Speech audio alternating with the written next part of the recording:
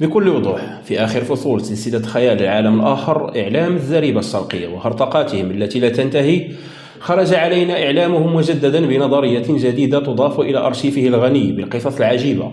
إذ روج الإعلام الكرغوري لرواية تزعم أن الحافلات التي استعملت في كأس إفريقيا بالمغرب مكترية من شركة إسبانية وسيتم إرجاعها بعد نهاية التظاهرات.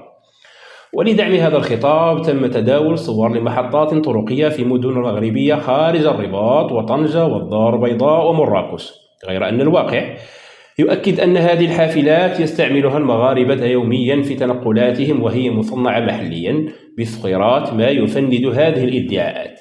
لم يعد الأمر يقتصر على المخزن وكولسة الأقجع واختطاف الكاف وشراء الحكام، بل تطور السيناريو ليشمل شركات النقل.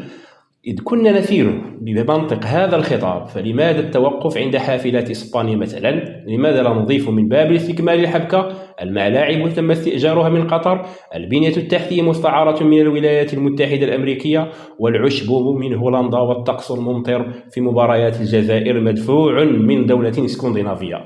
هكذا تكتمل الرواية وتصبح هزيمة شريفة للجزائر وليست مذلة.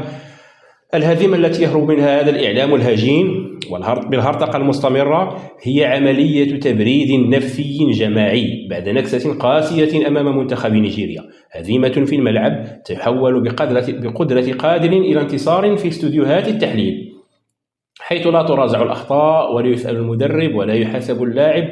فكلما زادت هذه الخطابات أصبح الفرق أوضح بين من يبني كرة القدم على أرض الواقع ومن يبني أعذارا على الهواء.